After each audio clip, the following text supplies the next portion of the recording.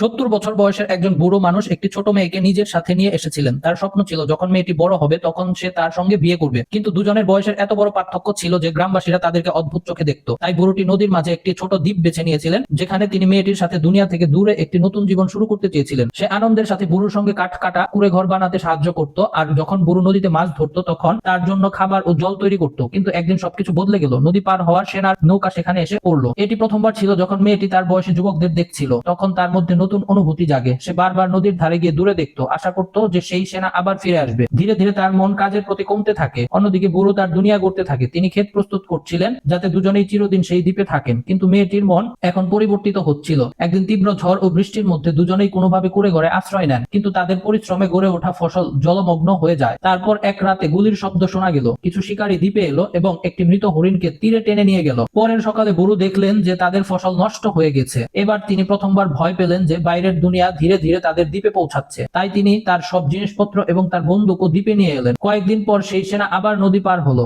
এবার মেয়েটি এবং সেনা দুজনেই একে অপরকে খোলাখুলি দেখলেন। এখন বুড়োর বুঝতে শুরু হলো যে মেয়েটি তার থেকে দূরে সরে যাচ্ছে। এক সকালে মেয়েটি নদীর ধারে কাপড় ধুচ্ছিল। তখন অন্য পাশে দাঁড়িয়ে কিছু যুব সেনা তাকে সিটি বাজিয়ে ডাকতে লাগলো। মেয়েটি ভয় পেল। তখন বুড়ো বন্দুক নিয়ে সেখানে গেলেন এবং সেনাদের ভয় দেখে তাড়িয়ে দিলেন। তিনি মনে করলেন যে তিনি মেয়েটিকে রক্ষা করেছেন, কিন্তু মেয়েটি খুশি ছিল না। এক রাতে মেয়েটি খেতে কারো আওয়াজ শুনলো। পরের দিন সে সেখান থেকে একটি আহত সেনাকে পেল। মেয়েটি এবং বুড়ো তাকে কুড়ে ঘরে নিয়ে এলো। মেয়েটি প্রথমবার একটি যুবককে এত কাছাকাছি পেল, কিন্তু বুড়ো তৎক্ষণাৎ তাকে ঘর থেকে বের করে দিলেন। তবুও মেয়েটি বারবার দরজার ফাঁক দিয়ে সেনাকে দেখলো। বুড়ো বুঝতে পেরেছিলেন যে এখন বিপদ শুধু বাইরের দুনিয়া নয়, বরং মেয়েটির পরিবর্তিত মনেও। তাই তিনি মেয়েটিকে গ্রামে পাঠিয়ে দিলেন যাতে সে সেনা থেকে দূরে থাকে। অন্যদিকে বুড়ো নিজেই সেই সেনার চিকিৎসা করলেন। কিছুদিন পর সেনা ভালো হতে শুরু করে। যখন বুড়ো নিশ্চিত হন যে তিনি শান্ত স্বভাবের, তখন তিনি মেয়েটিকে আবার ডেকে নেন। এখন মেয়েটি সবসময় সেনার আশেপাশে থাকতো। কখনো তাকে খুশি করত, কখনো তার সাথে ক্ষেতের মধ্যে দৌড়াতো, আবার কখনো নদীর ধারে পানি ছিটিয়ে হাসতো। তাদের দুজনকে একসাথে দেখে বুড়োর মধ্যে হিংসা জাগলো। একদিন তিনি রাগের মাথায় কোদালটি মাটিতে এত জোরে মারলেন যে সেনা ভয় পেয়ে গেল।